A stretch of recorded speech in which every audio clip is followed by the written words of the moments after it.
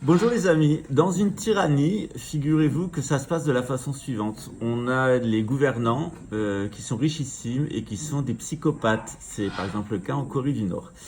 Et posez-vous la question, en Corée du Nord, qui est le plus grand psychopathe? Le président de la République populaire de Corée du Nord ou les gens qui lui obéissent et qui acceptent que leurs propres frères, sœurs et membres de leur famille soient dans des camps de concentration? On les élimine pour des raisons politiques.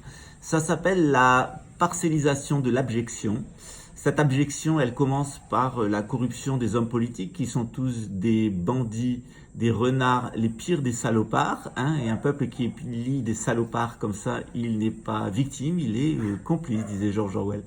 Après, il y a les professionnels de santé qui, pour des sous à la fin du mois, leur nom sur une plaque, s'aveuglent volontairement, quelquefois pendant des générations, en travaillant pour les industriels de Big Pharma et du lobby militaro-industriel qui vont s'arranger effectivement pour que, après la corruption des politiques et le consentement, après la corruption des politiques et la collaboration des professionnels, les peuples consentent le plus passivement possible, drogués par Big Pharma avec une arme sur la tête pour leur faire porter le masque. Mais je vous rassure, il n'y a pas de balles. C'est juste un crétin de village qui a été élevé à la campagne, qui trouve pas d'emploi et qui vient jouer les gros bras en ville. Voilà, c'est généralement ce qu'on met à la Guyane, à la Martinique. Voilà. Il y a toujours des emplois pour ces gens-là. Parce que c'est comme les prostituées, il y a toujours quelqu'un pour se mettre sur le trottoir. Voilà.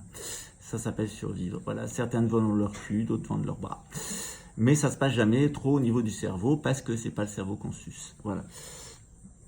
Eh oui. Donc je vous mets à la suite une très belle vidéo qui va vous montrer le niveau d'intelligence qui règne sur les plateaux médiatiques en France.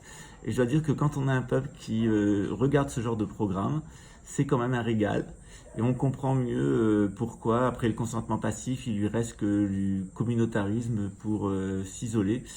Et puis pourquoi pas s'acheter des jouets en plastique fabriqués en Chine, emballés en Pologne par des esclaves qui travaillent pour que dalle. Des Chinois à qui on met des filets autour des usines pour qu'ils ne se suicident pas.